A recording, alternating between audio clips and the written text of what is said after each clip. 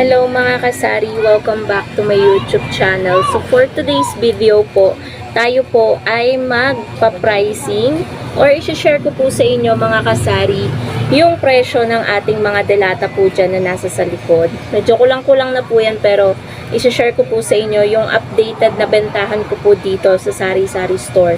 Yung puhunan po hindi na kasi yung iba dyan is hindi ko na matatandaan kung magkano na ba ang puhunan ngayon. Pero halos po ng aking mga delata ay nag-price increase po talaga ako kasi lahat naman po talaga ay tumaas. So ayun guys, mag-start na tayo. Ayan guys, bago ako magsimulang mag-pricing at i-share sa inyo yung bentahan ko dito sa tindahan nitong aking mga delata. So yan lang po ang meron akong delata dito sa tindahan. And kung magkano po yung malalaman nyo na bentahan ko, iba-iba po tayo ng pagpapatong sa ating mga panindang delata. So kaya magkakaiba-iba po yung ating presyo. Meron pong mataas sa akin, siguro mababa sa inyo, or merong mababa sa akin, mas mataas sa inyo. Iba-iba po tayo ng pagpapatong talaga sa ating ano. So magsimula na po tayo, unahin natin dito sa mga sardinas. Ang aking Saba Mackerel po ay 41. Mga sardinas ko po ay 30 maliban sa Youngstown na bagong dagdag ko dito. 30 na po yan, pero nakita ko kasi sa Pure Gold na medyo bumaba ulit ang mga sardinas. So ito ay old stock, kapag naubos yan tsaka tayo bababa ulit ang presyo sa mga sardinas. So Youngstown 29. So meron tayong Spanish sardines 39 yan. Ito ay old price, ewan ko kung tumaas na yan. Saba squid natin is 60. Tapos itong whole corn and cream corn, guys, nahinto tayo dahil binigyan tayo ng sopa si mother, and then may nagpa-cash in ng 1.6. So eto guys is old price din to. Yung whole corn and cream corn 48, 47. Tapos Alaska condensada, hindi ko din alam kung nagtaas ba siya, pero 60 yung bentahan ko nito. And then cowbell, wala po talaga akong makitaan ngayon ng cowbell. Yung maliit 40 itong Alaska Evap. And then yung ating angel condensada 65, jolly green peas is 25. Yan po yung mga delata natin dito sa taas. And then mag-move naman po tayo dito. Medyo kulang-kulang lang guys yung aking mga delata ngayon. Pero ayan, lahat po ito ay nag-price increase po tayo maliban dito. Dahil ito ay hindi gumagalaw. Hindi ko alam kung tumaas ba siya. Pero patingin ko tumaas din tong CDO Carne Norte na yan na 150 grams. So ito na po ang bentahan natin dito ng San Marino na 150 grams. Yung hindi maanghang 43. Yung maanghang 44. Tapos itong maliit, ubos na yung dilaw na ganito, 35. Tapos ito kaka-price increase lang natin, Argentina giniling na 100 grams, 28. Tapos ito is 35. Ang Rino natin, ito binili natin to sa Robinson Supermarket. Punan nito 26. Ayan, pinrasyon ko siya ng 30. Tapos sa 555 tuna, ang adobo ko is 35. The rest, caldereta mechado apritada is 34. Medyo mas mahal ng konti ang adobo, kaya iba siya ng presyo. Wow, ulam natin pala. Yan, tumaas din. From 22 na bentahan natin noon, naging 25, naging 26, tapos 29. 29 na ngayon ng wow ulam. Tapos ito, yan, 38.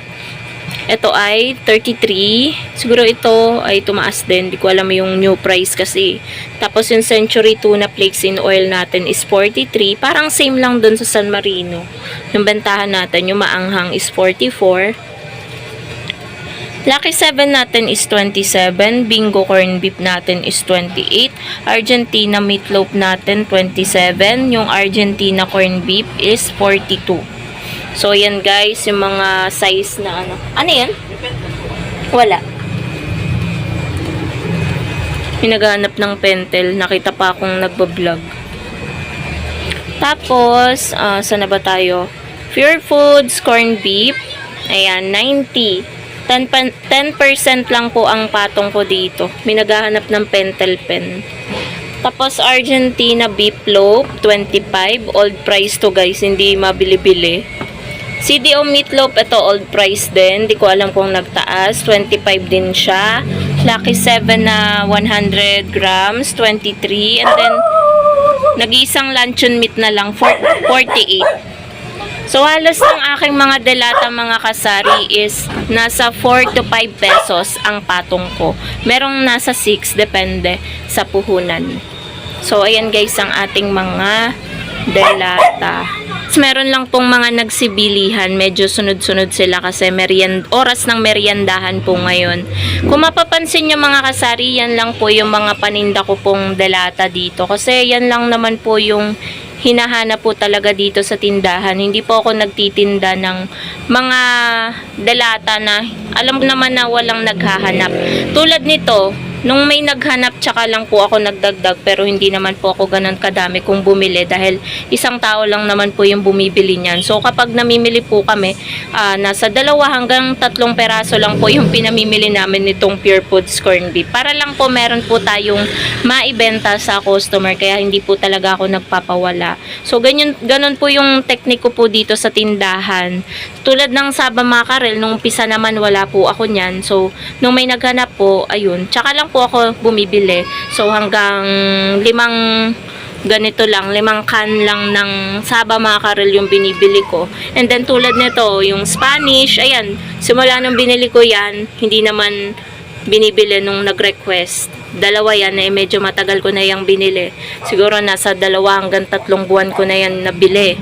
Tapos ito, Saba Squid, yan, nung may naghanap, tsaka lang din po ako bumili. So, ganun lang po mga kasari para hindi po tayo abutan ng expiration dahil alam nyo naman po na medyo mahal talaga ngayon ng puhunan ng mga delata at patuloy pa po kada mamimili tayo ay patuloy yung pagtaas at paggalaw ng puhunan yan. Kaya patuloy din po yung pag-a-adjust natin mayat maya ng ating bentahan. Kapit lang mga kasari, siguro matatapos din itong crisis. Hindi lang naman sa pricing, pati yung mga bills natin tulad ng mga Meralco bill na nagte-trending ngayon na sobrang laki daw ng singil. So, ayun guys, matatapos din itong crisis. Pray lang tayo kay Lord. At nag-iingay na po ang aking alaga dito. Ang ingay na ni Basha. Samantalang si Bebang tulog na tulog. So, yun lang naman mga kasari ang ating vlog for today. Yan po ang updated na presyo ng mga delatang ito dito sa aking sari-sari store. So, ayun guys. So, wag nyo akong i-judge kung medyo mataas ang aking bentahan. Kanya-kanya po tayo ng presyohan sa ating sari-sari store. Thank you so much for watching mga kasari and keep safe po sa inyong lahat.